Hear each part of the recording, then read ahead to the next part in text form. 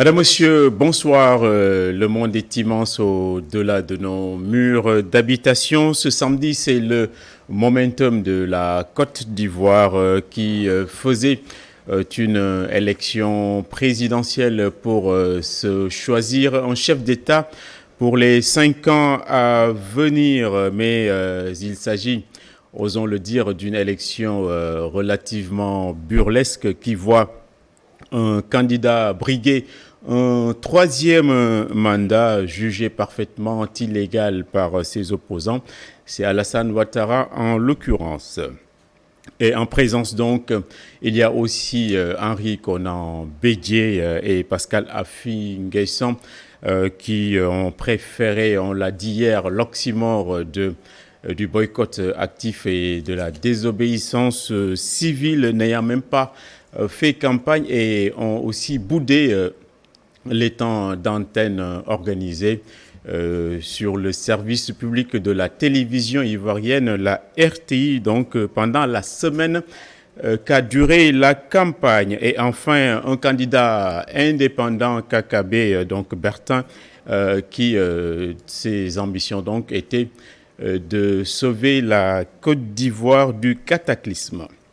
Ce soir donc, Immédiat organise ce qu'on pourrait appeler un banquet pour essayer de déchiffrer la situation politique ainsi que le déroulement des opérations de vote dont l'issue certainement ne fera aucun doute. Nous aurons dès l'ouverture de cette émission notre envoyé spécial à Abidjan, Babacar Ndao Faye, pour nous livrer les dernières informations. Et sur le plateau, nous avons l'honneur de recevoir M.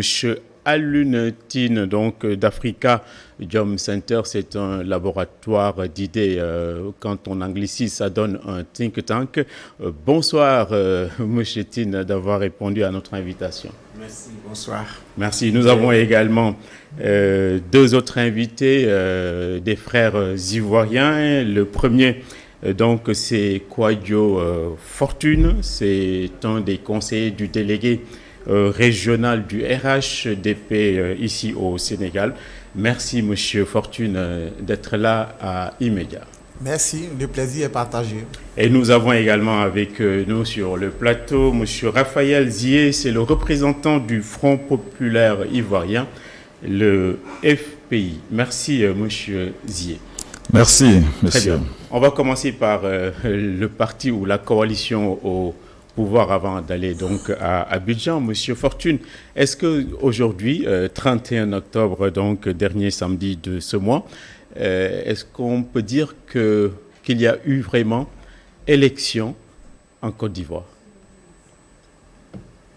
Oui, merci beaucoup. Nous saluons ETV de nous faire l'honneur de prendre part à cette émission qui va nous permettre quand même d'éclairer un peu la lanterne des téléspectateurs.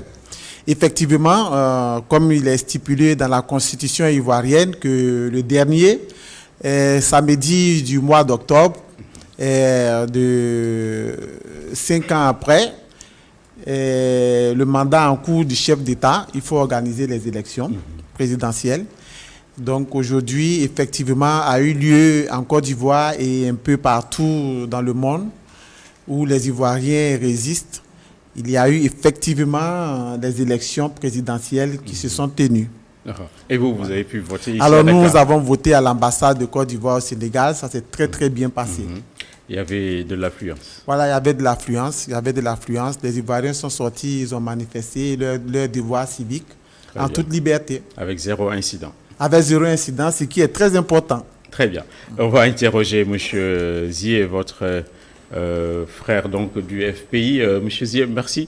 Est-ce que vous êtes du même avis que M. Fortune? Est-ce qu'aujourd'hui, ainsi que l'on dit, vos champions là-bas, Pascal Affi N'Guessan et même le camp de Bédié, c'était vraiment un simulacre d'élection? Voilà, merci bien pour l'invitation à cette antenne. Évidemment, je ne suis pas du même avis que M. Kouadio.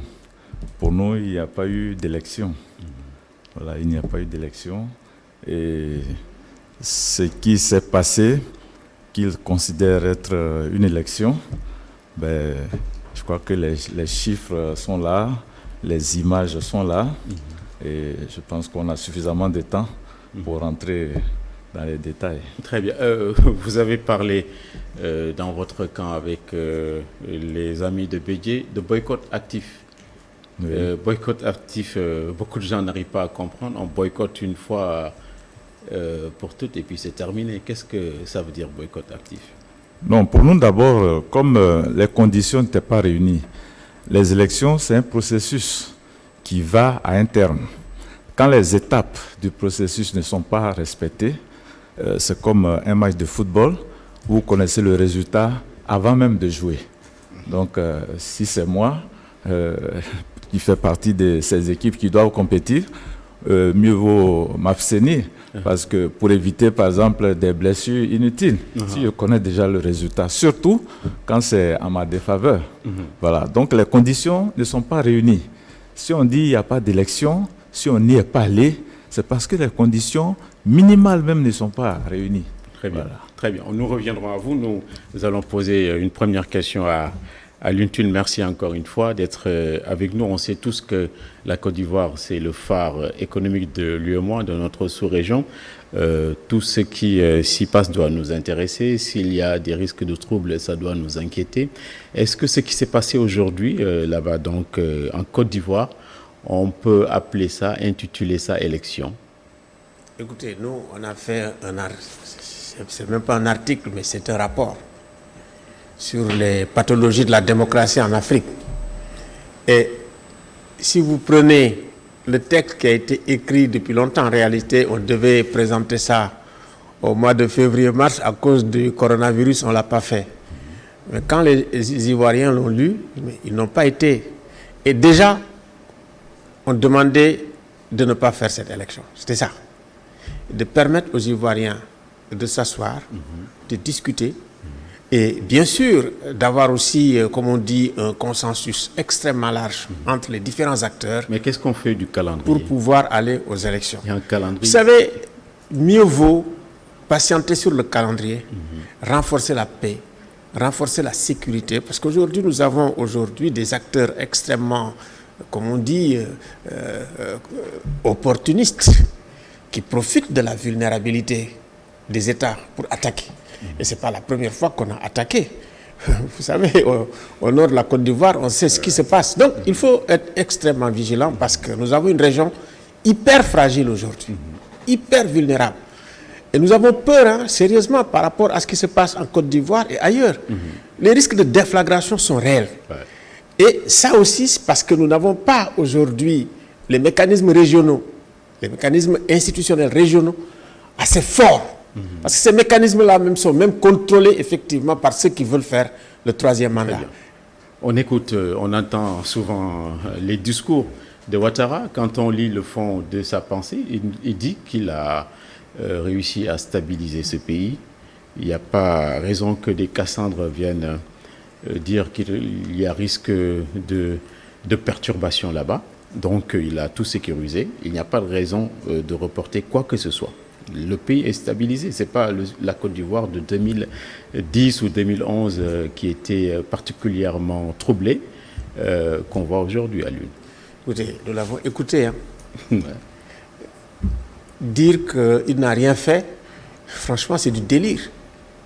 Il a accompli des choses qui sont, disons, extraordinaires. Mais il a été incapable de former même 5 Ivoiriens capable effectivement d'assurer la succession. Je pense que ça, c'est le pire des échecs d'un leader. Un leader, il ne doit pas dire après moi le chaos, après moi la guerre, après moi... Vous savez, vous avez vu le Kenya. Le Kenya a été sauvé par les mécanismes d'arbitrage des élections, c'est la Cour suprême. Et après, le président de la République, il s'apprête à partir, il a fait une espèce d'investigation, un rapport, consulter toutes les populations pour dire qu'est-ce qui peut renforcer le pays. Et il part en laissant effectivement un pays en paix, où la démocratie, l'économie et le consensus national, le vivre ensemble, est renforcée. Et pour la suite. On attendait ça de Ouattara, d'autant plus qu'il en a été une victime pendant longtemps. Et tout le monde l'a soutenu. C'est ça qu'on attendait de lui. Qui rassemble les Ivoiriens. Et puis, il disait, moi je me rappelle bien, le face-à-face avec Gbagbo. Je viens seulement pour 5 ans. Il fait 10. Ouais. Et il va faire 15. Ouais. On ne sait même pas s'il va faire 15. Parce ça. que la situation est tellement trouble aujourd'hui. Et à son corps défendant, il avait un successeur, il avait un dauphin qui est mort entre-temps. Je pense qu'il a haine dauphin. Je pense qu'il y a pas mal d'autres Ivoiriens qui soient capables vraiment de faire le travail. Je pense que, vous savez, vous pouvez dire ça si peut-être vous êtes immortel. Vous n'êtes pas immortel. Très bien. Et il faut respecter, si on veut, ce qu'on appelle le contrat social, le pacte républicain, démocratique et social. Mais si, de façon brutale, vous procédez à une rupture de façon unilatérale, méprisant tous les autres, mais à partir de ce moment, vous créez des problèmes. Et c'est ça la question du troisième mandat. C'est toujours quelque chose d'unilatéral. Je dis, je vais rester et je vais utiliser la force pour rester.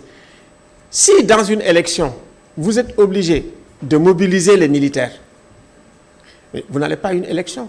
Les élections, c'est la fête de la démocratie. Ouais. C'est la fête des libertés fondamentales. Les gens doivent pouvoir circuler, décliner, danser sur la base, effectivement, aussi, vraiment de leur campagne électorale. Mais une campagne où les gens sortent les machettes, où ils brûlent, mais ça, ce n'est pas une campagne, ce n'est pas une élection. Très bien, très bien. On retourne chez Fortune, avant donc de prendre notre envoyé spécial à Abidjan pour nous faire un peu la photographie. Donc, M. Tine a parlé de fête de la démocratie. Est-ce que c'était le cas aujourd'hui chez vous? Est-ce que vous avez, vous pouvez nous faire un peu la photographie de l'élection ivoirienne? Il y a plus de 22 000 bureaux de vote là-bas. Globalement, ça s'est bien passé.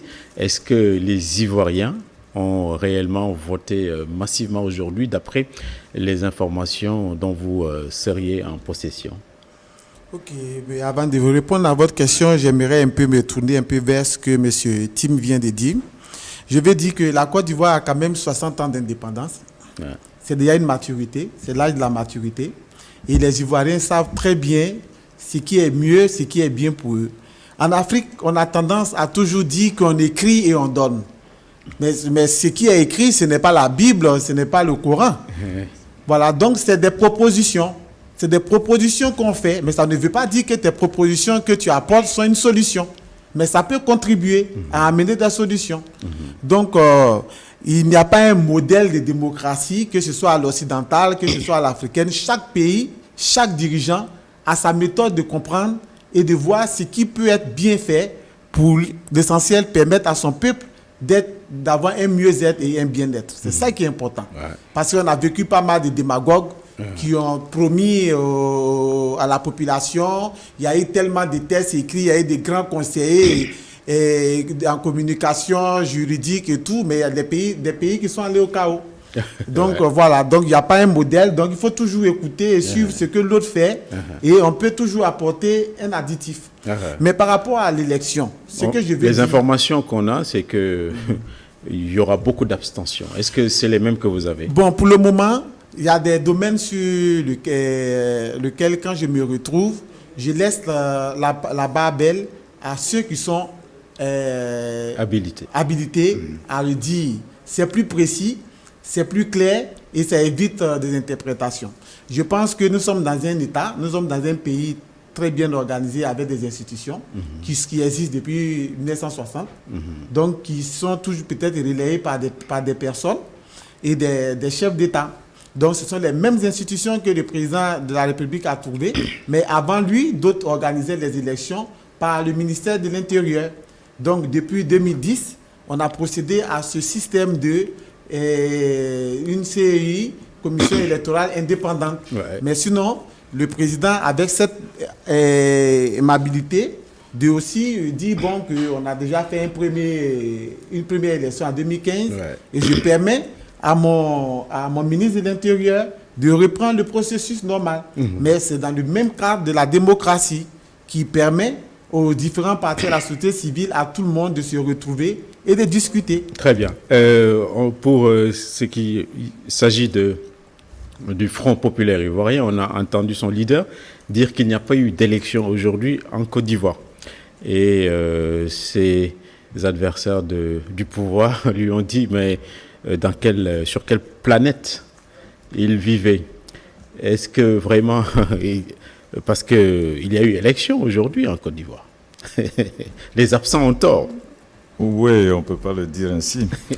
Le pouvoir, justement, lui-même indique que sur 22 000 bureaux de vote, ils étaient obligés de ramener à 10 000. Sur 22 000, on ramène à 10 000. Ça, c'est le pouvoir lui-même qui donne ces chiffres, avant que cette journée du 31 ne commence. Donc, il a apprécié les conditions, il a apprécié le terrain pour le faire. Ça, ce n'est pas des chiffres qui sont donnés par l'opposition. C'est le pouvoir lui-même qui dit, compte tenu d'un certain nombre de choses qu'il apprécie sur le terrain, je réduis plus de la moitié des bureaux de vote. Aujourd'hui, les chiffres commencent à... On a déjà des chiffres. Hein? Ouais, on a des chiffres. Quand on va dans un centre où il y a 444 inscrits et il y a seulement 60 votants, et puis on vient dire que voilà, il y a eu affluence, ben on va aller au fond des choses. On a lu le tweet, c'est la mode du moment, de Guillaume Soro depuis la France où il est exilé, qui dit qu'il ne va pas reconnaître à partir de maintenant Alassane Ouattara. Donc vous vous apprêtez vous aussi à contester sa légitimité. Est-ce que je me trompe ou pas? Non, ça c'est le mot de l'opposition. Hein. Il n'y a pas eu d'élection. Normalement, le 31 à 0 heure, un mandat fini. Et les élections doivent permettre de désigner celui qui va conduire le mandat suivant, puisqu'il n'y a pas eu d'élection. Très bien. Alioune, c'est quoi, bon, en fait, on va revenir à vous, comme ça vous pourrez relancer ou répondre. C'est quoi le nœud gordien du problème en Côte d'Ivoire? Ça ne doit pas être seulement l'histoire du troisième mandat. Quel est le problème aujourd'hui de la Côte d'Ivoire sur le plan politique? Le problème de la Côte d'Ivoire, c'est qu'en 2000, ils ont fait une constitution en limitant le mandat et en limitant aussi l'âge. Si effectivement on avait strictement respecté, peut-être il y aurait eu une autre génération d'Ivoiriens qui serait là. Mais en réalité, on a à peu près les mêmes acteurs et les mêmes conflits. C'est comme s'il y avait effectivement une espèce d'amnésie. C'est-à-dire que si on n'a absolument rien tiré des leçons d'abord de Bédié, avec l'ivoirité, on n'a pas tiré les leçons de 2011. Et quand même, nous avons entendu Gbagbo extrêmement serein, disant, attendons, le 31, si les gens ne négocient pas, insister sur négocier, on va vers la catastrophe. Et il sait ce qu'il dit. Il l'a dit en tant qu'ancien président de la République qui s'est retrouvé à la CPI. Il l'a dit. Il faut savoir écouter quand même. Mais aujourd'hui, pour moi, personnellement, que Guillaume Soro ne puisse pas être en Côte d'Ivoire pour compétir, que Gbagbo ne puisse pas être en Côte d'Ivoire, même pour avoir un passeport, et tout pour, comment il s'appelle, Blé-Goudé. Ouais. Alors, il y a quelque chose qui ne va pas. C'est vrai que c'est vraiment une espèce de démocratie ou de situation politique vraiment toxique. Comment en est-on arrivé là? C'est-à-dire qu'il est impensable, en mettant de côté ces leaders politiques et ce qu'ils représentent, qu'on puisse avoir des élections qui soient normales. Ce n'est pas possible. C'est-à-dire qu'on n'a pas tiré les leçons de l'exclusion, de la stigmatisation, et qui a fait perdre beaucoup de temps aux Ivoiriens. Et je dirais même beaucoup d'argent. Parce que la Côte d'Ivoire, quand même, c'est une bénédiction de Dieu. Peut-être que c'est ça leur tchak. Le Tchad, c'est de ne pas encore trouver vraiment des leaders à la hauteur. Si la Côte d'Ivoire trouve des leaders à la hauteur, ça va être un véritable poumon économique. Je ne dirais même pas pour l'Afrique de l'Ouest, mais pour toute l'Afrique. Houphouët-Boigny, par exemple, il était à la hauteur. Mais Houphouët était tolérant, Houphouët était ouvert, Houphouët était panafricain. Moi, je le dis en face des deux parce que je suis très à l'aise. Parce que dans les années 90, quand on allait à la Commission africaine des droits de l'homme, quand effectivement Gbagbo était en prison, avec Denis Segui, j'écrivais les trucs pour protester, les résolutions. Ouattara, quand nous avons fait notre manifestation, on a tellement soutenu. Il est venu me voir, il a envoyé...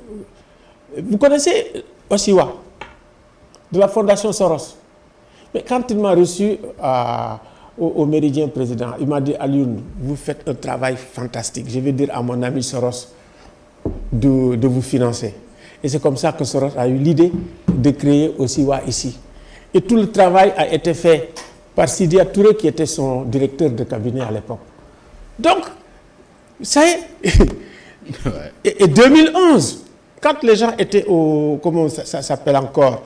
L'hôtel du Golfe. Du Golfe, oui. Mais quand ils venaient ici, mais parce que l'Arado, tous les Ivoiriens qui étaient plus ou moins exclus, ils étaient chez nous. Ouais. Et la plupart du temps, c'était les partisans de Ouattara et d'autres. Donc, nous sommes capables de regarder Ouattara en face pour lui dire, vous n'avez pas le droit de faire ce que vous êtes en train de faire en Côte d'Ivoire. Donc, M. Fortune, est-ce que la Côte d'Ivoire, est-ce que Alassane Ouattara est un grand leader? Alassane est un très grand leader. Et c'est une personne très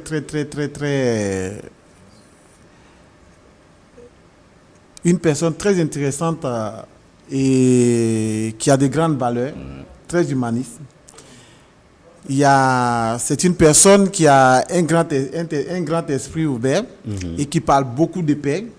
Parce que pendant tout son mandat, vous allez écouter tout son message, c'est le vivre ensemble, la réconciliation, le pardon, l'amour du prochain. Ce sont des valeurs intrinsèques à tout être humain. Et qui n'a que cessé de rassembler la Côte d'Ivoire, unie, la Côte d'Ivoire autour de ses fils et de ses filles. Ouais. Donc, il n'a que prôné la paix et il a prôné la culture de la non-violence et du travail. Il a inculqué aux Ivoiriens ce dynamisme de se battre pour son pays, pour avoir l'amour pour sa patrie. Et il a amené les Ivoiriens à mettre le travail au devant de tout. Et le travail bien fait. Et il est très ponctuel en matière d'organisation. Ouais.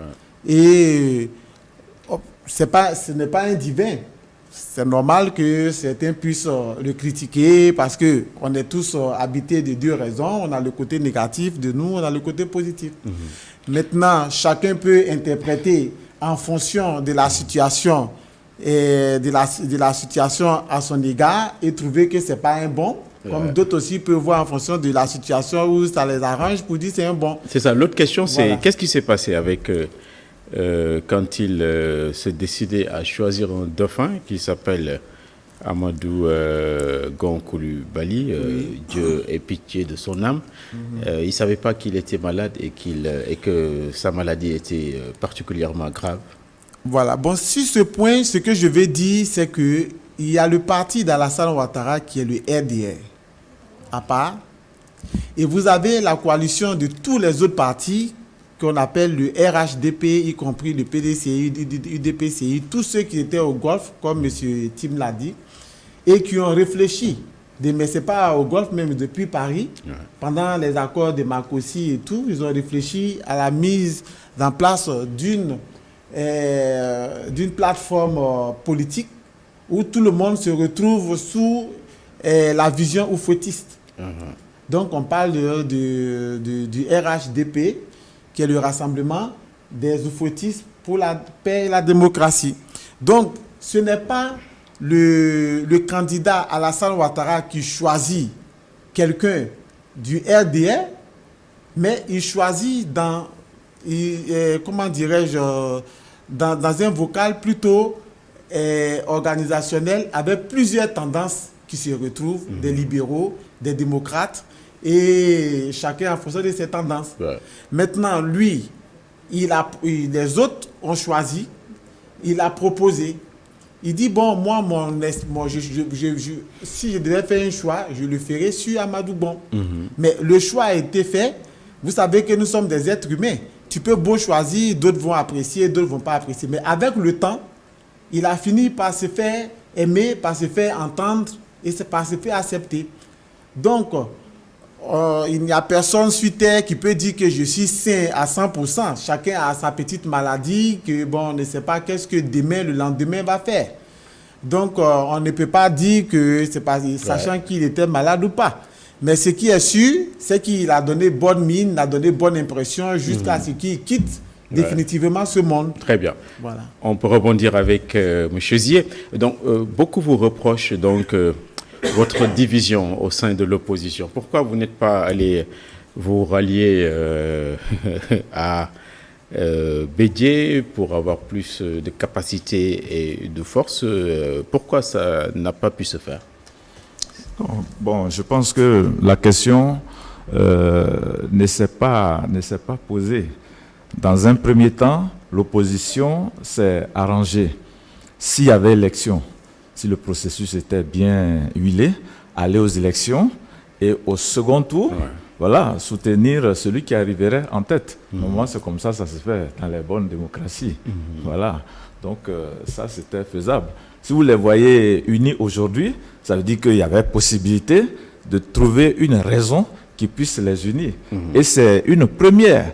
Je ne veux pas dire en Afrique ou dans le monde, mais c'est la première fois que, en tout cas depuis que je sais lire et écrire, que j'ai entendu que dans un pays, toute l'opposition s'est unie. D'accord. C'est la première, c'est une première et ça doit être noté. Et vous-même, votre candidat, semble-t-il, bon, excusez-moi du terme, il a volé le parti de Gbagbo, FPI. Est-ce qu'il est légitime en se réclamant du FPI? Bon, ça normalement c'est un débat interne. Mon opinion est très simple. Le FPI, c'est un parti. Vous connaissez comment les partis naissent en Afrique. En Afrique, je ne dirais pas dans le monde, mais en Afrique, il y a quelqu'un qui pense, qui se choisit des valeurs et puis qui se fait entourer d'amis ou de connaissances et ensemble, ils font un parti. Quand le FPI naissait, Afi N'Guessan n'était même pas connu en politique. C'est Gbagbo qui, en le nommant Premier ministre, l'a fait connaître au monde. Donc ce débat-là, normalement, le FPI, bon, à un moment donné, les gens commençaient à dire FPI de Gbagbo, FPI de Afi N'Guessan. Il n'y a pas ça. Il n'y a pas de FPI là. Le FPI, c'est le FPI qui a été créé par Gbagbo et ses pairs. Très bien. Au prix de 1000 efforts. Voilà. Très bien. Et nous avions préparé à l'occasion de cette émission un petit graphique que la réalisation va pouvoir nous montrer. À l'occasion de cette élection ivoirienne, si le graphique est en place, on peut le commenter un peu, non? Oui, c'est ça, voilà. Donc, date de l'élection aujourd'hui, la Côte d'Ivoire sur une corde raide.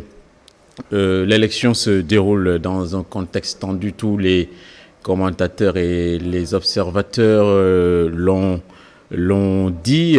Donc, c'est sur près de 7,5 de millions d'Ivoiriens inscrits sur les listes électorales.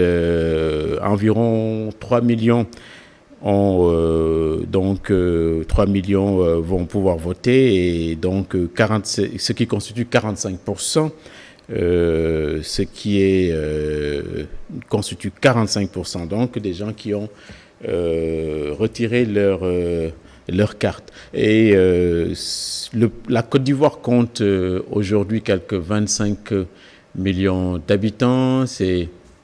C'est un des phares et locomotives économiques de l'UEMOA et beaucoup de richesses, premier producteur mondial de cacao. Il y a le café, il y a les noix de cajou, il y a la banane, il y a les noix de cola, l'huile de palme, le caoutchouc.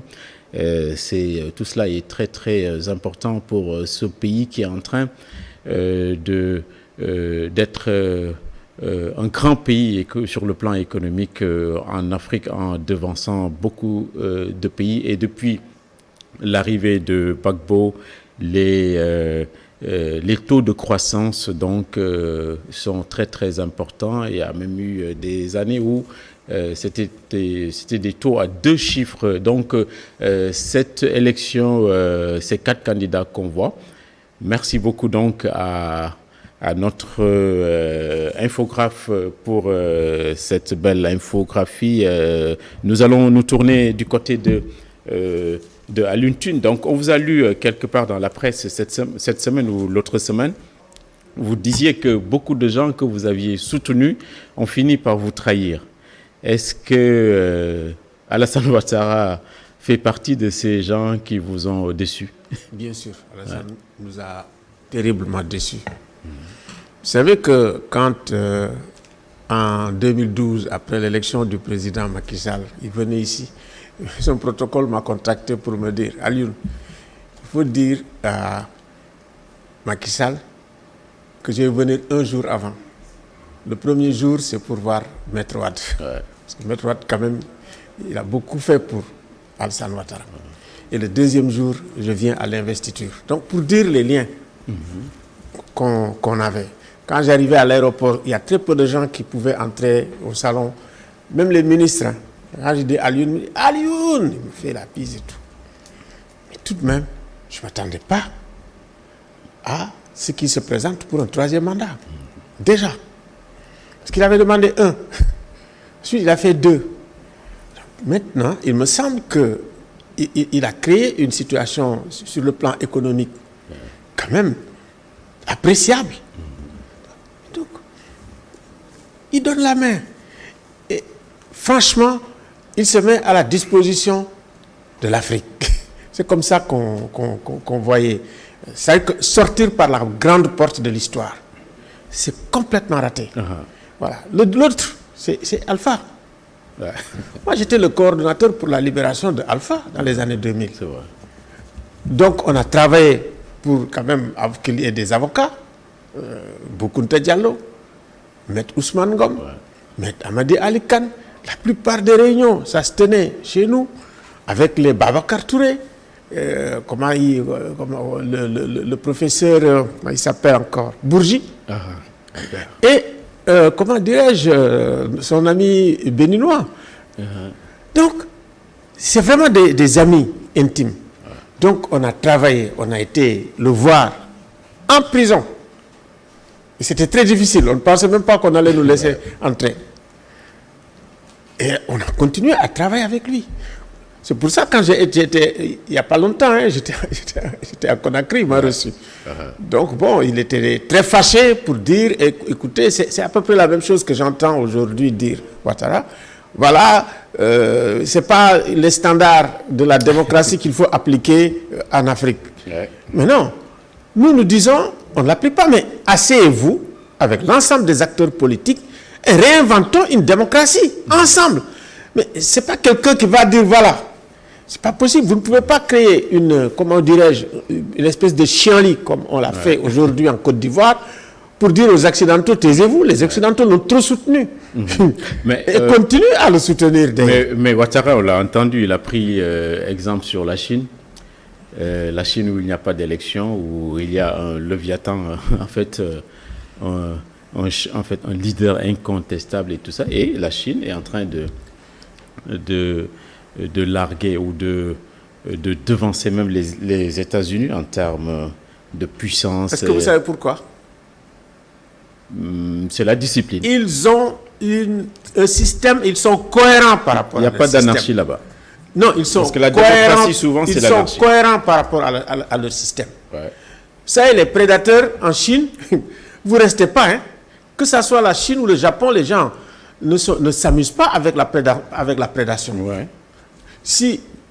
Donc, ils sont cohérents avec leur système. Ils sont des patriotes. Ce sont des patriotes. Donc, ils ont une vision politique qu'ils développent. Ce n'est pas parfait, Moi, je ne suis pas d'accord tout le temps avec ce que les Chinois font, surtout en matière de liberté d'expression et autres, mais vous ne pouvez pas comparer. Lui, il a choisi un système libéral. C'est l'enfant gâté du libéralisme. Hein? Il vient de la Banque mondiale, non? C'est le Fonds monétaire international. Il a été un patron.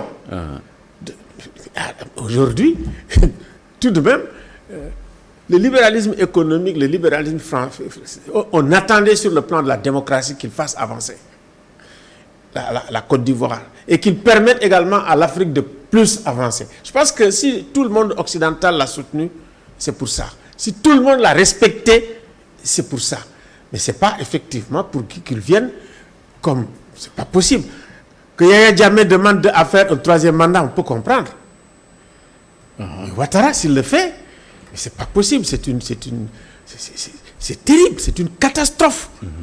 Pour vraiment avec toute sa formation, tout le cursus qui a fait que tout le monde l'a respecté et tout le monde a fait en sorte qu'il soit au pouvoir, qu'il soit pouvoiriste accro. Parce que psychologiquement, il y a quelque chose qui s'est détruit ou quelque chose comme ça. Mais c'est pour ça que dans la relation au pouvoir, il ne s'agit pas de faire seulement des analyses de type politique, économique et social, mais il faut faire des analyses psychologiques. Et les psychologues, aujourd'hui, ils ont le droit d'intervenir sur ce qui se passe chez nous, parce que les gens n'ignorent pas les conséquences. Et les conséquences sont terribles. Sont terribles aujourd'hui. Et Alassane Samba Diop nous a envoyé la déclaration de Mme Simone Gbagbo en 2 mots qui dit ce 31 octobre 2020, il devrait se tenir l'élection du président de la République.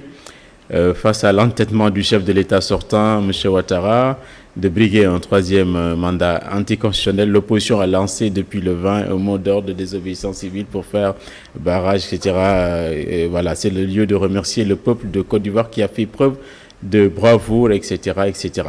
Donc, si on voit bien ce qui se passe, c'est que Ouattara est seul contre tous. Est-ce qu'il pourra s'en sortir? Est-ce que sa stratégie-là, d'entêtement, est-ce qu'il s'est entêté? Non, pas du tout, il ne s'est pas entêté. C'est ce que je disais, il dit la Côte d'Ivoire était d'État. Alassane Ouattara, ce n'est pas lui qui a été le premier président de la Côte d'Ivoire. Il est le dernier sur une liste de plus de 4 chefs d'État qui sont passés avant lui. Donc il n'a pas hérité d'un pays qui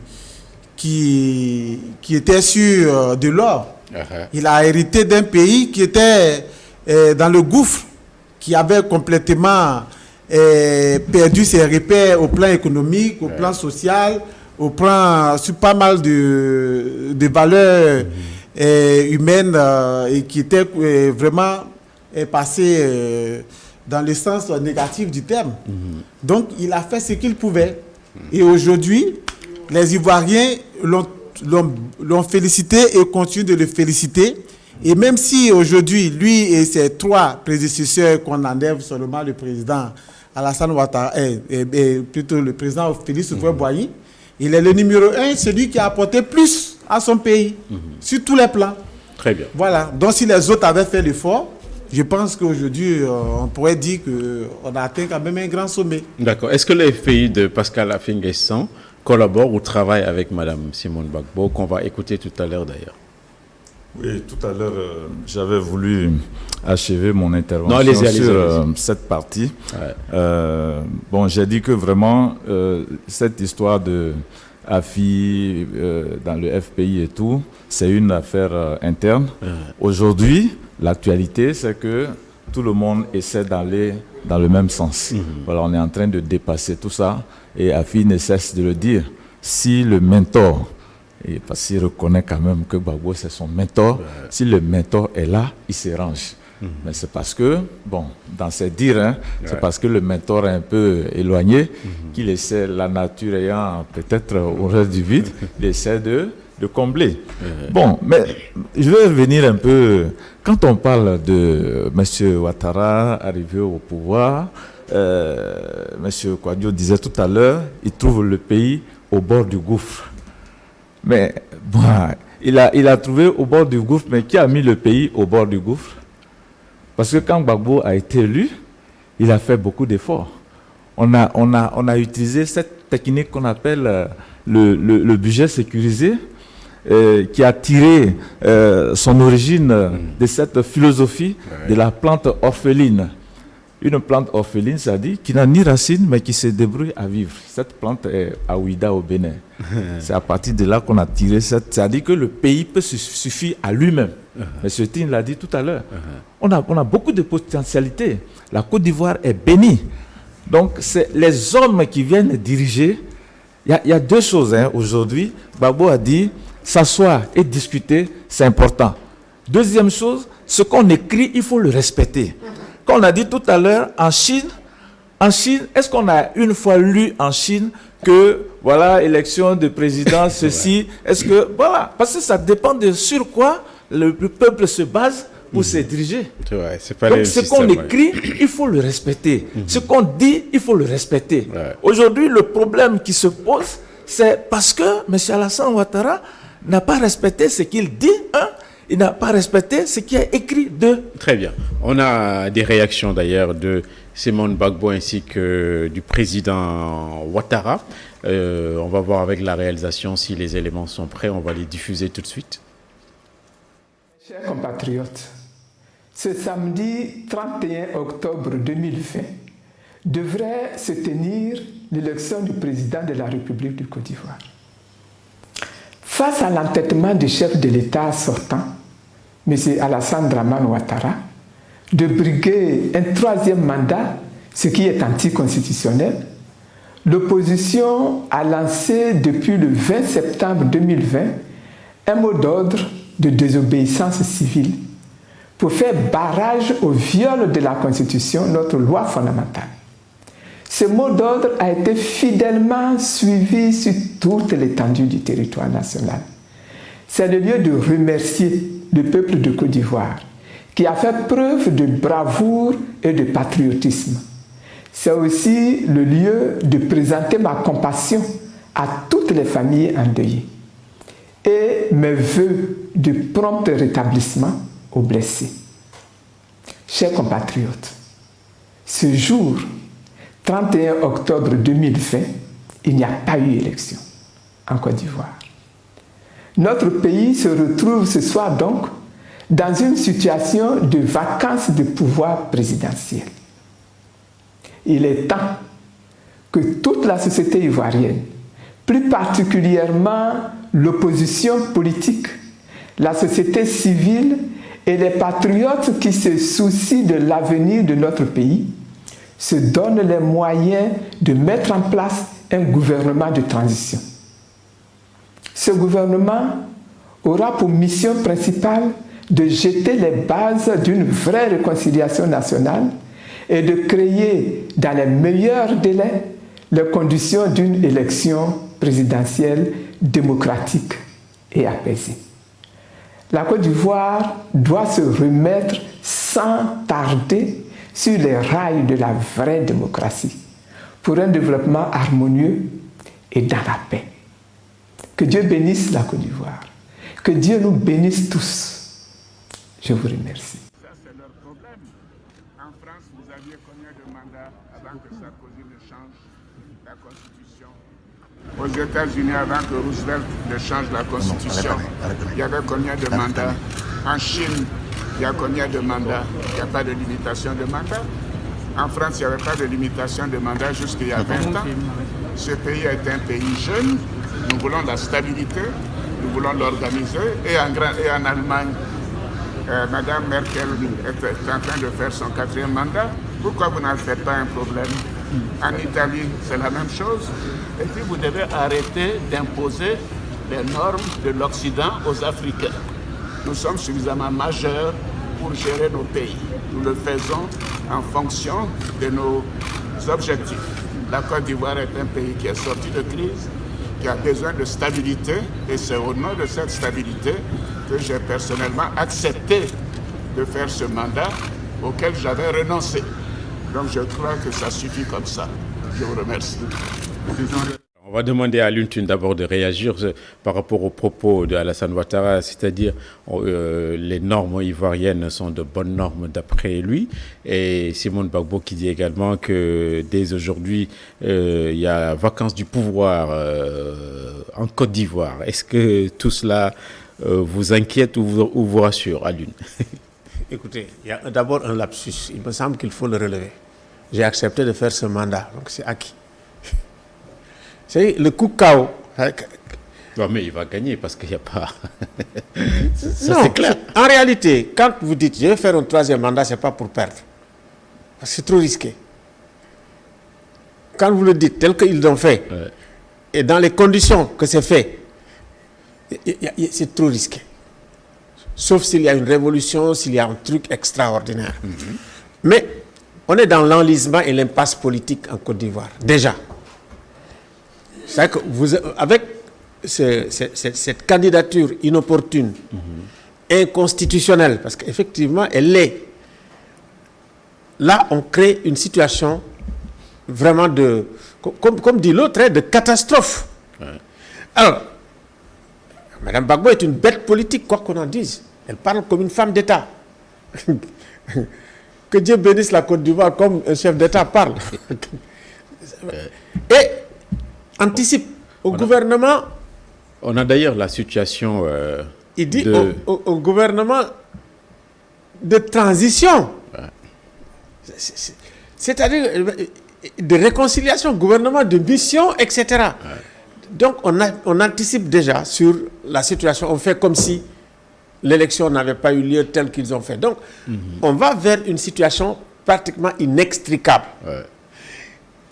Le grand problème que nous avons, c'est l'incapacité des mécanismes de prévention de crise de gérer ce genre de situation avant que ça n'arrive. On n'a pas été prévenant en Guinée, on n'a pas été prévenant en Côte d'Ivoire. Le on c'est qui? C'est la CEDEAO. La CEDEAO était totalement impuissante par rapport à ces deux cas. Parce que ces deux cas, c'est pire que le coup d'État au Mali. Parce que le coup d'État au Mali, il n'y a pas eu beaucoup de morts, on a réglé les choses, le gouvernement de transition est là. Mais ici, on est dans des impasses, nous sommes dans des impasses. Donc, il est temps, aujourd'hui, concernant le troisième mandat, de le traiter, effectivement, comme un élément toxique et confligène en Afrique de l'Ouest. Et si on ne le fait pas, je suis sûr et certain que si on continue comme ça, ça veut dire cette espèce de dégradation continue de la démocratie, parce qu'il ne s'agit pas seulement de la Côte d'Ivoire, le Bénin va venir. Même le Niger. Non, mais le Niger, il y a une subtilité. Le Niger, c'est réglé, non? Le Niger, rien n'est réglé au Niger. Le Niger, c'est peut-être encore... C'est assez subtil. Bon, il se faut dire qu'il va partir, quoi. Oui, mais moi, je suis tous les jours que Dieu fait. Ah oui, de très près. Je suis de très près. Et demandez aux autres ce qu'ils pensent de la CENI, ce qu'ils pensent de la Sénat. Et le fait également de mettre en prison un adversaire politique, c'est né au Niger. Donc, c'est bien parce que faire un troisième mandat, les gens ont déjà l'expérience de Mamadou Tandian avec la Tazartier. Vous savez, le Niger, quand même, c'est des gens très rebelles. Donc, Tandian a dit, c'est d'abord l'Assemblée nationale qui dit à Tandian, tu ne peux pas le faire, il dissout. Et puis ensuite, c'est la Cour constitutionnelle dirigée par une grande dame qui lui dit, tu ne peux pas le faire. Et puis, Tandian dissout. On avait quand même des institutions à la fois d'arbitrage et des institutions de régulation assez solides. On a quitté la période des années 2000 où on a eu les transitions démocratiques. Et maintenant, ça s'est dégradé parce que nous n'avons pas évalué cette période-là. On n'a pas évalué, on a laissé faire.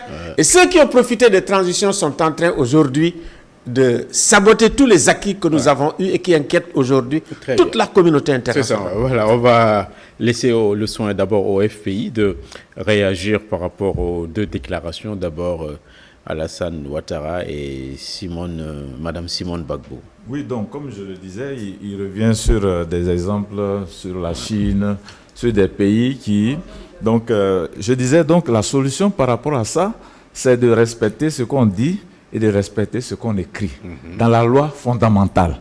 La loi fondamentale, c'est la loi à partir de laquelle toutes les autres lois qui régissent l'activité dans un pays, l'activité sociale et tout, sont écrites. Donc si ce n'est pas respecté, ça pose un problème.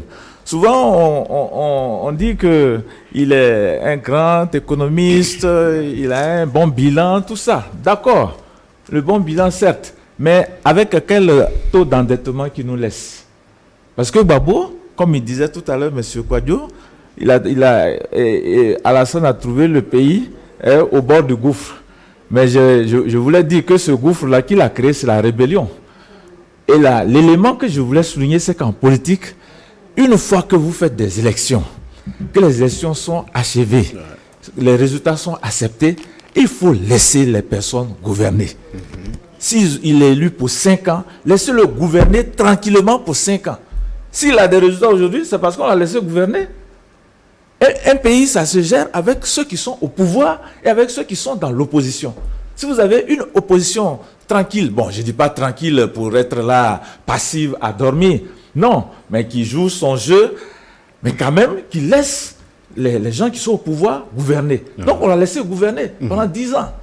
Et le référendum qui a été fait pour cette constitution, c'est parce qu'on a fait comprendre à tout le monde que ça ne permettrait pas à M. Ouattara de présenter une 3e candidature. Très bien. Et voyez-vous, c'est très facile de vouloir changer la constitution, dire qu'on met les compteurs à 0 et puis on recommence. Ouais. Je prends un jeune qui a 40 ans. Il a 40 ans, donc il gagne les élections, il fait 2 mandats, 10 ans. Et puis il a 50 ans. Et il change la constitution. Il fait encore 10 ans. Il change encore la constitution. À quel moment on va arrêter cela? Donc il faut que ce soit clair. Quand on met 2 ans aux États-Unis, c'est 2 mandats successifs. Mais après, vous êtes obligé de vous retirer.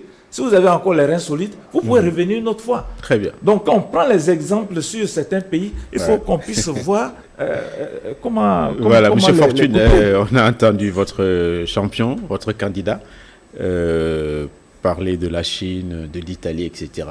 Est-ce qu'il a bien fait ou bien c'est malheureux de se comparer à la Chine? La Chine, ce n'est pas une démocratie. Non, il ne s'est pas comparé à la Chine. Il a tout simplement essayé de faire comprendre aux journalistes qu'ils ont tendance à toujours stigmatiser l'Afrique en toujours trouvant la bête noire dans le modèle choisi peut-être ou l'action menée en Afrique, alors que chez eux, ils ont aussi des cas comme ça, mais ils n'en parlent pas. Ouais. Donc, ce n'est pas juste pour dire qu'il veut comparer la Côte d'Ivoire au modèle chinois ou allemand et tout, mais il veut dire aux Occidentaux que quand il s'agit de l'Afrique, alors on multiplie le côté négatif de la chose, alors que dans ces pays, aussi chez eux, ils parlent de démocratie, mais ils ne sont pas aussi d'un modèle. Donc, c'est tout juste cela que le président voulait faire ressortir dans ses propos. Donc, et pour Mme Gbagbo bon, pour Mme Gbagbo, comme lui l'a dit, moi je ne vais pas intervenir sur son allocution parce que je ne sais pas dans quel contexte elle a envoyé son message, mais je pense que les militants du FPI, s'ils peuvent comprendre dans quel contexte elle a eu à parler. Mais moi, j'ai seulement que je peux intervenir sur ce que le président Alassane Ouattara a envoyé. Mais je vais tout simplement préciser à M. Zié que en 2000, quand Laurent Gbagbo a été élu, il a fait 10 ans, il n'y a pas eu d'élection. Parce qu'on lui a demandé, mais il dit que le pays était divisé. Ouais. Mais la Constitution permettait que chaque 5 ans, on organise des élections. Ça, on l'a pas oublié. Mais on est resté jusqu'à 10 ans avant d'organiser les élections. Et quand on a organisé les élections, M. Gbagbo s'est représenté. Donc, si on veut rentrer dans telle personne est un modèle, je pense qu'ils ne sont pas un modèle.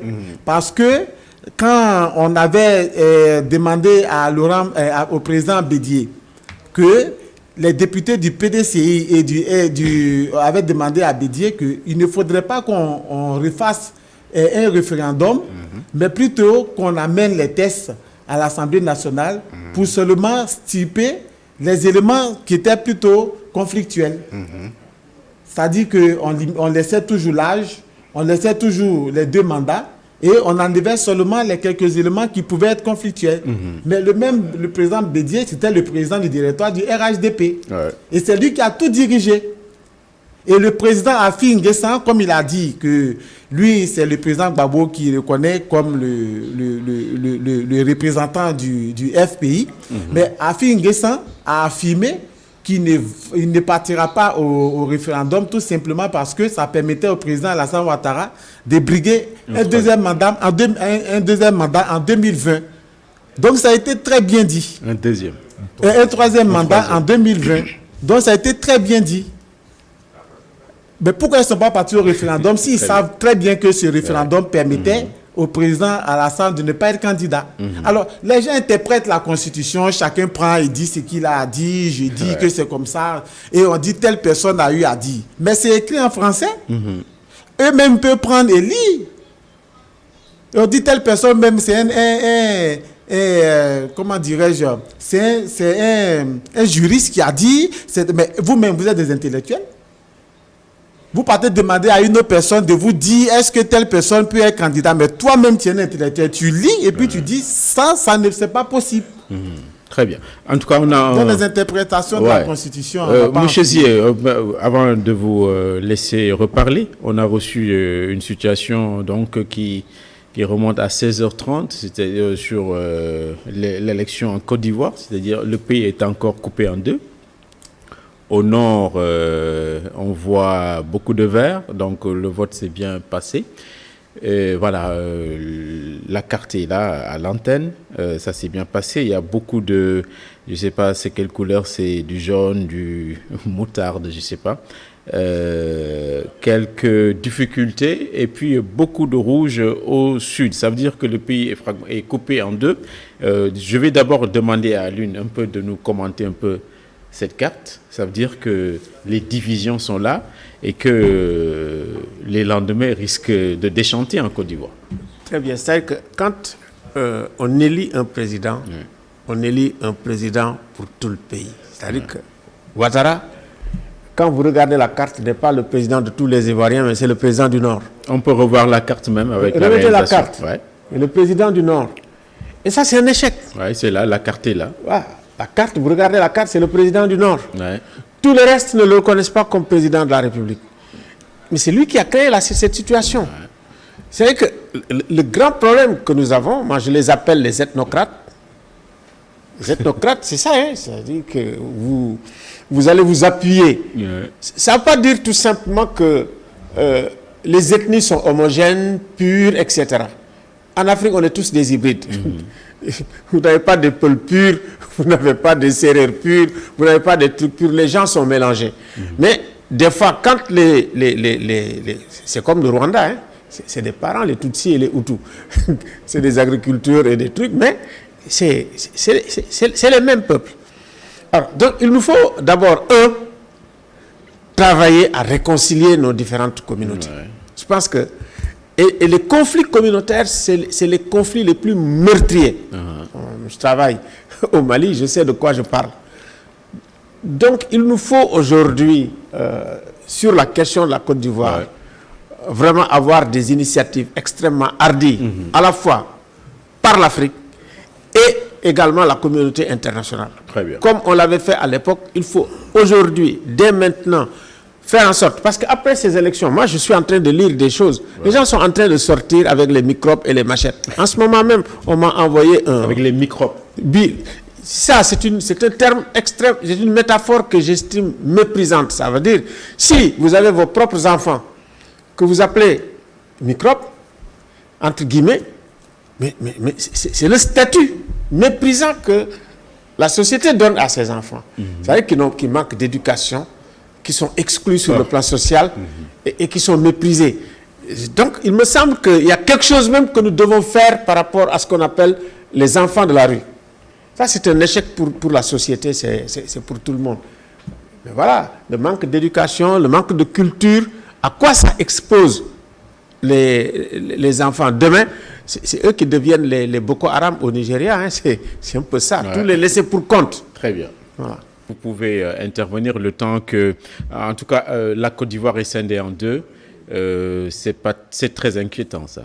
Oui, avant d'arriver à cela, M. Touré disait tout à l'heure, Gbagbo a fait 10 ans et il n'y avait pas eu d'élection. Et en mentionnant bien que le pays était coupé en deux, à cause de la rébellion qui a été causée par Ouattara. Voilà. Donc, en toute responsabilité, quand le chef de l'État dit « je ne me présenterai pas à un troisième mandat », il le dit en mars. Ensuite, il le répète une autre fois devant l'Assemblée nationale et le Sénat, qui ne se présentent pas en toute responsabilité, librement, sans contrainte. De toute façon, on ne l'a pas contraint à réunir toutes ces instances-là nationales pour venir le dire. N'ayant pas respecté ça, voilà aujourd'hui où ça nous amène. Donc, comme disait mon mentor, c'est celui qui n'a pas respecté, celui qui a violé la Constitution, celui qui est en faute. Ce n'est pas celui qui met des pneus pour dire non, vous ne passez pas pour venir voter. Et ça dit quoi la carte que vous avez vue? Ça veut dire la carte qu'on a vue, on dit même couper en deux, mais c'est un peu plus que ça. Parce que si on fait mathématiquement, si on prend, on apprécie le vert, et puis la partie qui est en orange, donc qui est entre les deux, on ne sait pas où elle va basculer, on voit bien qu'il n'est pas le président. La démocratie, c'est 51%. Hein. Là, le rouge dépasse bien les 51%. Très bien. Voilà. Monsieur Fortune, avant qu'on reprenne Babacar, rapidement. Le tableau est bien clair et bien précis. Le tableau n'a pas dit qu'il n'y a pas eu de vote. La zone rouge mentionne tout simplement qu'il y a eu des manifestations dans ces zones, mais ça ne veut pas dire qu'il n'y a pas eu de vote dans ces zones. Là, il faut que ce soit très bien précis. Parce que le rouge ne veut pas dire qu'il n'y a pas eu de vote totalement, mais c'est des lieux où il y a eu quand même des tensions. Mais ça ne veut pas dire qu'il n'y a pas eu... Il est bien écrit vote empêché. Oui, ça veut dire quoi? Oui, ça veut dire qu'il y a eu des votes qui ont été empêchés parce que, comme le président de la CEI vous a dit, il y a plusieurs bureaux de vote. Ouais. Donc, je peux être dans telle ville et dans ce quartier, ça peut être empêché, mais ça ne veut pas dire que tous les autres quartiers sont empêchés. Mais il généralise un peu dans un contexte de la ville, qu'il y a eu quand même des manifestations, mais ça ne veut pas dire qu'il n'y a pas eu de vote dans ces zones. Donc ça ne veut pas non plus dire que Ouattara est uniquement le président du Nord. Parce que ça, c'est des mots qu'il faut vraiment éviter de nous envoyer au niveau de la Côte d'Ivoire. Ça, c'est pas bon. Très bien. Oui, rapidement. Voilà. On voit par exemple Kaya Moussokro. Aya Moussokro, quand même, c'est une ville référence après Abidjan. Mais il y a eu des zones où il n'y a pas eu de vote. Parce qu'il y a eu des... Mais ça ne veut pas dire qu'Aya Moussokro n'a pas eu de vote. Parce que nous, on a suivi ça en suivant la chaîne, comment on appelle, TFM. Voilà. Quand on dit, c'est une question même à Daoukro, à Bongwanou, il y avait eu un moment où il n'y avait pas de bureaux de vote, mais au fur et à mesure, quand on a interrogé, ils ont dit que les bureaux ont commencé à fonctionner. Très bien, voilà. Donc ça ne veut pas dire c'est une question de chiffres. Oui, mais attendez la CEI. C'est une question de chiffres. Parce que si dans une ville comme Yamoussoukro, les gens n'étaient même pas capables d'accéder à la ville et au bureau de vote, et quand vous dites qu'il y a eu vote, vous a pas dit c'est sûr. Non, tout à l'heure, j'ai commencé mon... quartier, chacun a son quartier, il peut y avoir des manifestations. Lui, il a généralisé pour dire dans ces villes, il y a eu des points, mais ça ne veut pas dire qu'il n'y a pas eu de vote, parce qu'il faut bien interpréter. Mais je reviens quand même sur les chiffres que vous-même, parti au pouvoir, vous avez donnés. Passer de 22 000 bureaux de vote à 10 000, avant même d'arriver au 31. C'est une question d'organisation. Avant qu'on arrive aux bureaux qui ont été empêchés d'organiser, enfin d'avoir des votes effectifs. Bureaux et réussir la campagne. Très bien. On va repartir chez vous. Autrement. On va repartir à Abidjan. Voilà, Fortune, on va repartir à Abidjan, retenter avec Babacar Ndaoufei. Rebonsoir, Babacar. Bonsoir, LHSM. Oui, donc la même question. Donc, est-ce que vous pouvez nous donner les dernières informations que vous avez pu collecter en Côte d'Ivoire et ça donne quoi? Alors, ça donne un pays qui est plutôt divisé non pas en deux, mais en trois camps. Il y a eu le camp de ceux qui ont voté, le camp de ceux qui ont boycotté et celui de ceux qui ont tout simplement peur, qui se sont désintéressés de la situation. Du côté des acteurs politiques majeurs, tout le monde s'est exprimé, même Simone Gbagbo, on l'a entendu tout à l'heure, qui n'est pas qu'une ex-première dame, a pris la parole juste après 18 heures pour partager une position très radicale. Il n'y a pas eu d'élection, il y a vacance de pouvoir, a-t-elle dit, appelant au gouvernement de transition qui irait vers de nouvelles élections, qui irait, excusez-moi, vers de nouvelles élections. Guillaume Soro a été plus radical. Il dit ne pas reconnaître Alassane Ouattara à partir de ce jour. Nous n'avons aucune autre option que celle d'œuvrer au départ d'Alassane Ouattara du pouvoir, a-t-il dit, sans jamais dire comment. Et puis il y a eu ceux qui ont été sur le terrain, comme Pascal Affi-N'Guessan, dont la candidature a été validée, mais qui a appelé au boycott. Il a fait face à la presse au domicile de l'autre candidat frondeur, Henri Konan Bédié. Et puis il y a Ouattara et son camp qui ne se sont pas laissés faire. Ils se sont félicités de la tenue des élections. Le candidat à un troisième mandat ne s'est pas gêné d'ailleurs à attaquer frontalement la presse européenne quand un confrère français a évoqué cette question du troisième mandat avec lui. Il n'a pas nié ceux qui ont appelé à la désobéissance civile, qu'il accuse tout simplement d'être à l'origine, d'être coupable des morts qu'il y a eu dans cette période électorale. Mais Hassan, l'enjeu majeur d'aujourd'hui, l'enjeu que tous les camps se disputent, ce sera surtout celui du taux de participation.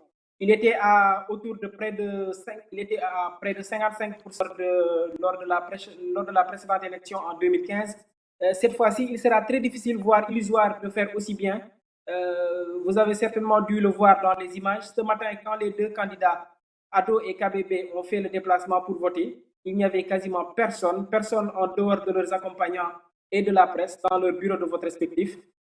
On notera plusieurs heures en début de journée dans certaines zones comme Yamoussoukro, la capitale administrative, comme Moronou, le fief de Affi-N'Guessan ou encore Abobo. Mais globalement, à ce moment de la soirée, la situation reste très calme. Contrairement à Dakar ou au Sénégal de façon globale, quand il y a élection, à partir de ce moment, les résultats commencent à tomber. Ce qui se passe ici, c'est que juste après le vote, les urnes sont sous-scellées et les résultats ne seront disponibles que dans 2 ou 3 jours normalement. Mais comme on l'a dit, le véritable enjeu à l'heure actuelle, ce sera surtout ce taux de participation, beaucoup plus même que celui du classement entre Ado et KBB, qui reste anecdotique puisqu'il n'y avait plus que ces deux candidats qui se sont présentés face aux urnes. Il paraît que les résultats complets, on ne les aura que dans 72 heures. Est-ce que cela est vérifié? Et je rappelle que c'est la commission électorale indépendante qui va délivrer ces résultats. Quand est-ce que ces résultats vont être connus, Babacar? Alors, pour les résultats, comme on l'a dit, la commission électorale indépendante donne rendez-vous le mardi. D'ici là, peut-être qu'il y aura de premières tendances, on ne sait pas encore. Il y a pour le moment les différents camps qui se sont exprimés. Big Togo, qui est le directeur exécutif de la coalition RHDP au pouvoir, a promis d'ailleurs de faire une sortie tout à l'heure. Donc c'est ce qu'on attend. Pour l'heure, il n'y a pas encore ni de tendance ni de premiers résultats qui commencent à tomber. Ce qu'on nous dit au niveau de la commission électorale, c'est que les urnes sont scellées juste après la clôture des bureaux de vote. Les résultats seront disponibles, disons, entre lundi soir et mardi. On attend entre-temps. Bon courage pour la suite. On va peut-être faire un dernier tour de table. On va commencer d'abord par Alioune Tine. On vous a également entendu, toujours dans la presse, dire, vous l'avez même soulevé tout à l'heure, que ce qu'on appelle les coups d'État constitutionnels ou institutionnels, et même électoraux, font plus de mal et de dégâts que les coups d'État militaires, parce que ça fait plus de morts et de dégâts en termes de violence. Quelle est la solution face à ça? Parce que c'est un vent très mauvais qui souffle dans notre sous-région là. C'est que la solution à ça, dès que les signaux, les signaux palpables, voilà, audibles, visibles, des coups de force constitutionnels arrivent, je pense qu'il faut les arrêter. Avant même les élections, vous changez la Constitution de façon unilatérale, ça veut dire une façon brutale de casser le contrat social, on vous avertit. Si vous continuez, vous êtes suspendu comme ceux qui ont fait des coups d'État militaires. Parce que c'est beaucoup plus grave. C'est-à-dire que l'instabilité que ça installe, là où ça va, c'est imprévisible, dans un contexte de vulnérabilité globale. Et il faut l'arrêter et en discuter dès maintenant, aussi bien sur le plan africain que sur le plan international. Il faut faire attention, parce que la paix et la stabilité en Afrique, sur le plan international, on a besoin. Même sur le plan international, si les gens jouent avec, on voit ce qui va se passer. Ça veut dire que ça va le retomber sur le nez. Il n'y a pas de sécurité dans un seul coin dans le monde sans que ça n'ait pas d'effet sur les autres continents. Et j'ai comme l'impression que sur le plan international, les gens sont en train de se dire peut-être si... Parce que le problème, ce n'est pas par hasard aujourd'hui qu'on a des espèces de dictatures en Afrique. C'est parce que l'Afrique de l'Ouest est devenue plus riche. Riche en pétrole, riche en ressources minérales. Et on dit effectivement, si ces États sont vulnérables, on pourra négocier facilement les ressources. Et aujourd'hui, ce ne sont pas seulement aujourd'hui les Occidentaux ou les pays organisés qui cherchent les ressources de l'Afrique. Les djihadistes, ils vont vers les ressources, les mines d'or, de cobalt et tout. Et de plus en plus, ils gagnent du terrain. Et de plus en plus, ils recrutent en notre sein, ça veut dire comment on dit, les indigènes. Pour ne pas dire, maintenant, il y a quand même une espèce de djihadisme endogène, beaucoup plus meurtrier. Et l'autre problème, est-ce qu'il n'y a pas une crise de leadership au sein de nos chefs d'État? Parce qu'avant... C'est une crise de leadership, une crise de représentation. La crise de représentation, c'est quoi? C'est-à-dire, nous ne nous reconnaissons pas en nos mandats, à ceux qui nous représentent. Et de plus en plus, si vous lisez aujourd'hui les réseaux sociaux, les gens, ils se réfèrent quand même à Sankara, ils te sortent des Cheikh Anta Diop, ils te sortent des trucs. Alors, on n'a plus de Mandela. Même les Léopold Sédar Senghor, quel que soit... Il y a une référence aussi à Erdogan. Erdogan, par voilà. rapport au contexte là. Donc, il me semble aujourd'hui que nous, les Africains, surtout les élites, ce qui est plus décourageant aujourd'hui, c'est les élites qui sont formées dans les meilleures écoles. C'est-à-dire que les plus occidentalisés qui viennent dire, écoutez, les standards qu'on a sont des standards occidentaux. Tout ça quand même, c'est assez quand même comique hein, de le dire. Alors que vous avez fait vos études aux États-Unis, vos références c'est l'Occident, votre habillement c'est l'Occident, même ce que vous mangez c'est l'Occident. Et maintenant, en démocratie, vous avez le pouvoir, vous vous agrippez là-dessus, vous dites voilà, l'Occident là... Je pense qu'il faut arrêter ça. Ça veut dire que si nous voulons une démocratie africaine, c'est à nous, Africains, de façon souveraine, ensemble, d'y réfléchir et de dire voilà. Et une fois que nous avons, comme il dit, quand c'est écrit, il faut respecter. Parce que les mensonges, surtout des dirigeants, mais ça coûte trop cher à nos sociétés. Donc, nous sommes riches. Organisons-nous pour partager ces ressources, pour être ensemble de plus en plus, avoir de moins en moins d'animosité entre nous, de haine entre nous, et essayer de faire en sorte qu'il n'y ait pas de ressentiment. Surtout le ressentiment. Une autre difficulté, c'est le terme d'ingérence. Parce que vous en appelez à la CEDEAO qui ne peut pas, quand il y a tripatouillage entre guillemets de la Constitution, dire il faut arrêter, il ne faut pas faire ça. La CEDEAO ne peut pas tout régler aussi. Sinon, on l'accuserait de s'ingérer dans les affaires des pays. Non, écoute, il y a les critères de convergence constitutionnelle. Ça, c'est une constitution commune. Le protocole additionnel, c'est notre constitution. Cette constitution-là intègre les droits de l'homme.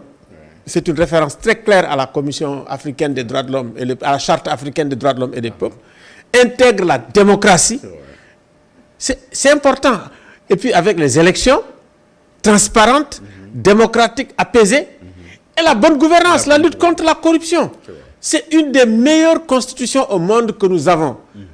Tout le problème qu'on a, c'est de respecter cette constitution et d'avoir des mécanismes assez forts. Quand vous ne respectez pas la Constitution, il est évident que les gens vous dénoncent et prennent les mesures. Cela, pour y arriver, il faut dépolitiser. C'est-à-dire que si c'est Alassane Ouattara qui va nommer le président de la commission de la CEDEAO et qui dit, écoutez, nous, on ne veut pas de report des élections. Mais il est complètement... C'est ce genre de conflit d'intérêts qu'il faut éviter. Et donc, si on veut avoir des gens indépendants, on lance un appel d'offres. À partir de ce moment-là, on choisit les commissaires sur la base d'appels d'offres et de compétences. Très bien. Avant de prendre les derniers mots de nos deux invités, on a, semble-t-il, notre compatriote Agibou Soumaré qui dirige la mission d'observation de la CEDEAO là-bas, qui est fortement composée. J'espère qu'avec la réalisation, c'est prêt, on va pouvoir l'entendre. Il peut y avoir toujours quelques petits problèmes qui vont être gérés par les structures chargées de faire les élections.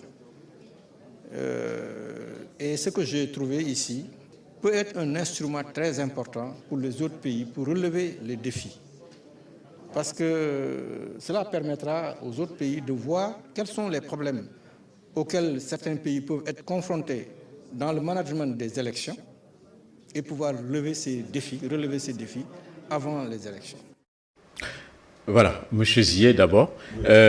Oui, vous n'attendez pas que je vous pose la question. Oui, avant la question, j'ai noté quelques éléments. On a dit, lorsque dans leur simulacre d'élection, quand les bureaux de vote ferment, on scelle les urnes et puis on les déporte quelque part. Le décompte se fait comment? Normalement, moi je suis ici depuis quelques dizaines d'années, quand les élections se font, chacun prend son bic et puis on écoute à la radio.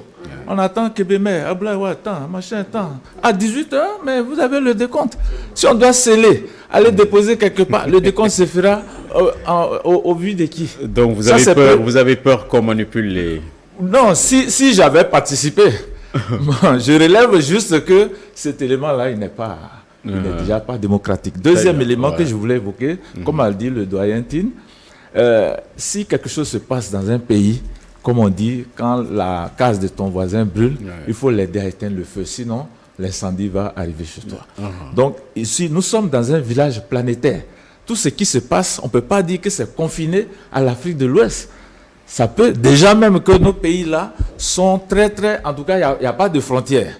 Il n'y a pas de frontières. Comme je disais à quelqu'un, on n'a pas un mur scellé entre nos pays pour qu'encore qu'un mur, même, on peut le sauter. Ça, c'est pour rigoler un peu. Donc, les conséquences, il faut pouvoir bien faire attention, aider le pays qui est, comme il a dit, Obama l'a dit, il faut des institutions fortes et non des hommes forts. À l'époque, on nous disait l'homme fort, autant des Yadema et autres, on nous disait l'homme fort, l'homme fort.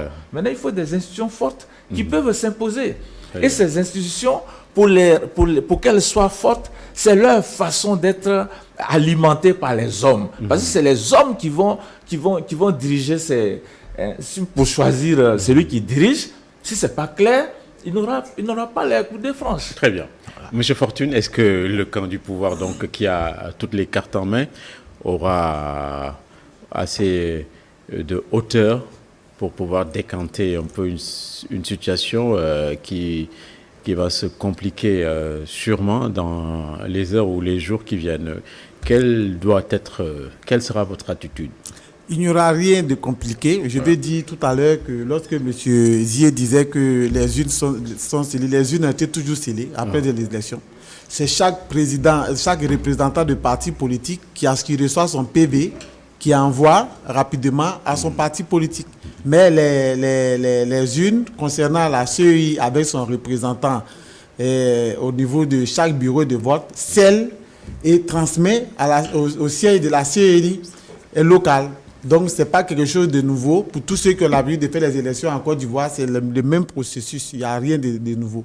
S'ils avaient participé, en ce moment, les tendances les concernant allaient monter.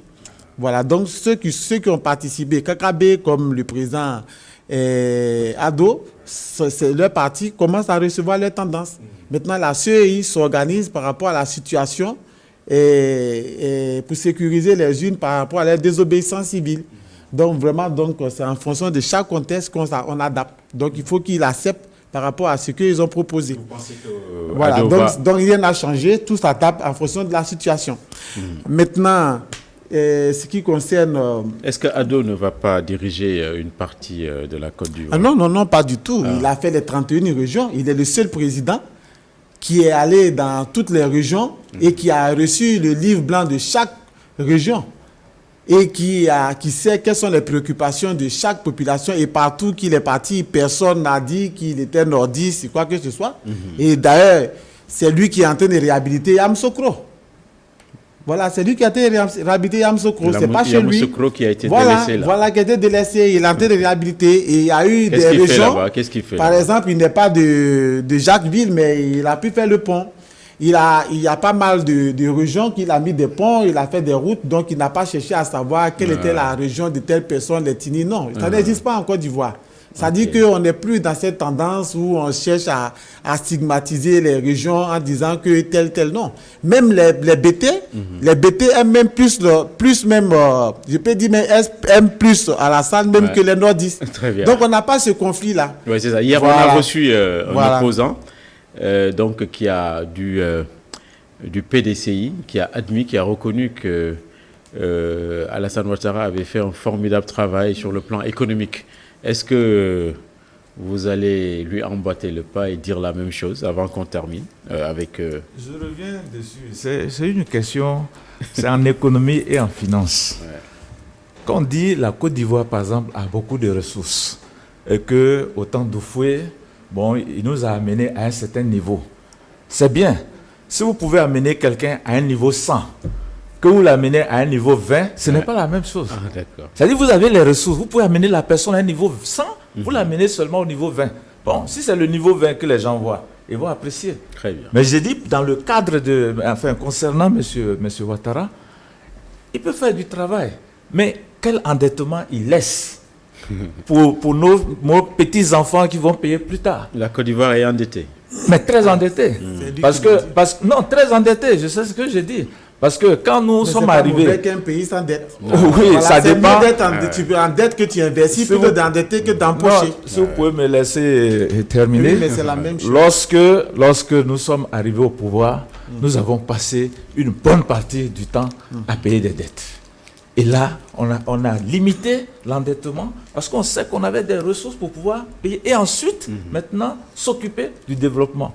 C'est pour ça que j'ai dit tantôt, laisser celui qui est au pouvoir gouverner, c'est important. Mais quand il y a une rébellion à gauche, à droite, qui coupe le pays en deux, et qui vend les ressources du pays n'importe comment, qui ne sont pas comptabilisées quelque part pour s'occuper du développement du pays, on ne peut pas dire que... La Banque mondiale et Banque mondiale, on sait. Toutes les institutions qui suivent, c'est parce qu'il y a eu des antécédents, que d'autres empochaient, qui n'investissaient pas.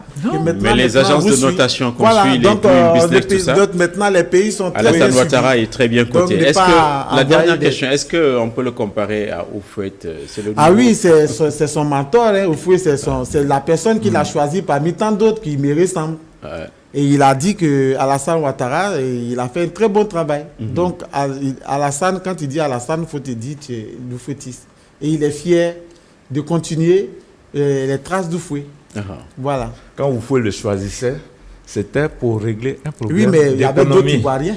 D'économie. Il y avait des économies. Et il a bien précisé qu'il ne fera pas de politique. Vous savez, respecter ce qu'on dit, c'est important, la parole donnée. Qu'est-ce que vous entendez par politique?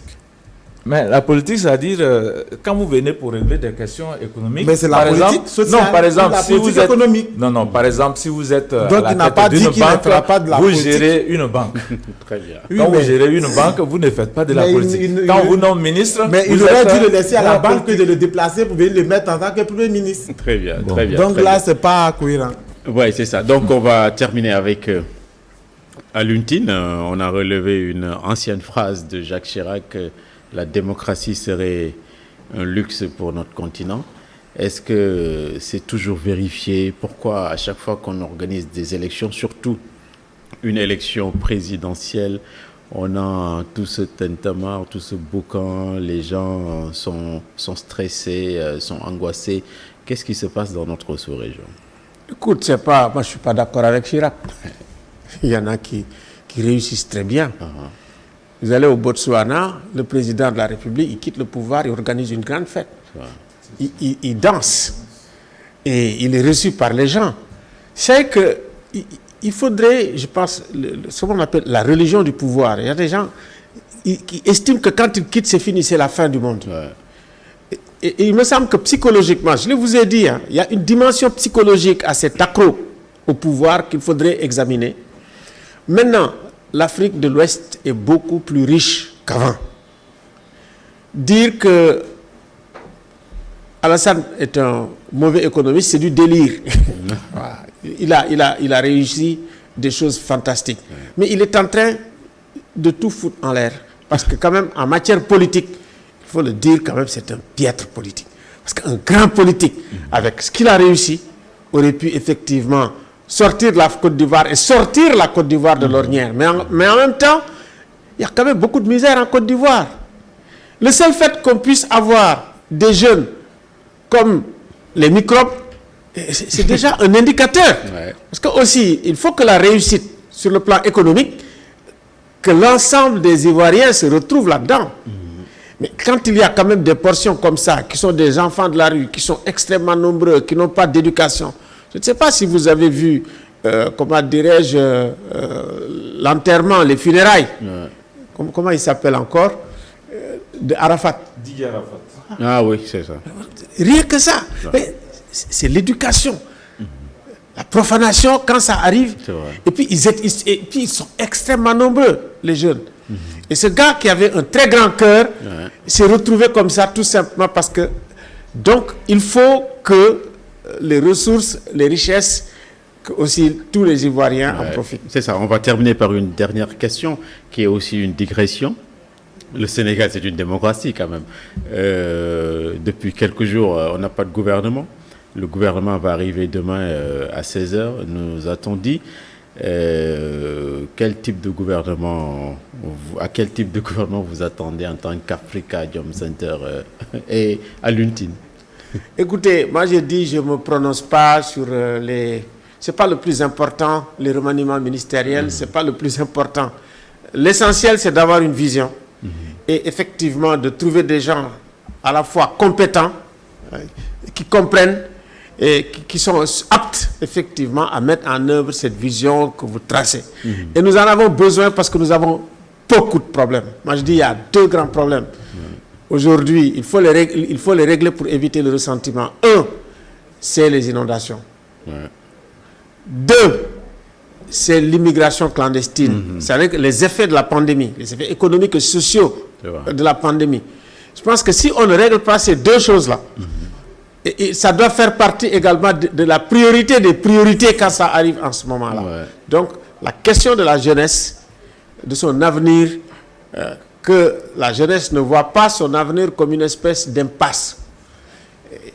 Et puis, que la seule solution, c'est le grand large, la mer. Je pense que ça, là, il faut absolument y penser dans la composition du gouvernement et dans les prochaines années. Et en cela, on peut rappeler Frantz Fanon qui écrivait les damnés de la terre. Il y a maintenant les damnés de la mer. De la terre. Oui, c'est ça. Il y a une phrase qui disait qu'il y a des citoyens qui ne sentent plus le sol national sous la plante de leurs pieds. Et ça, c'est trop grave. C'est ce qui arrive avec les jeunes qui prennent la mer. Mais je vais vous dire, nous, on a fait une analyse de trois forces. C'est-à-dire que les forces montantes, ils sont trois. Et c'est de la même génération pratiquement. Vous avez ceux qui prennent la mer, en réalité qui désertent, qui ne voient pas leur avenir sur le continent. Ils disent, tout sauf ça. Même mourir. Et les familles l'acceptent. Ça, c'est la première. Les deuxièmes, c'est ceux qui prennent les armes contre la mère patrie. Ça veut dire les djihadistes endogènes. Les troisièmes, c'est ceux qui font la révolution.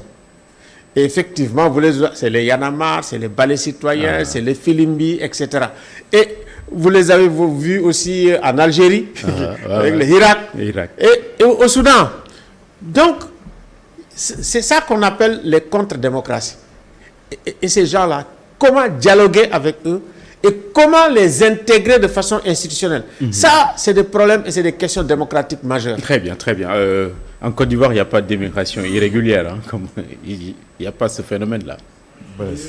Ah si, il y a beaucoup d'immigration en Côte d'Ivoire. Il y a pas mal d'Ivoiriens qui partent. On va vous remercier d'avoir bien voulu participer à cette émission, à ce banquet de E-Media ce soir, qui parlait de la Côte d'Ivoire. Donc E-Media, c'est ici et ailleurs.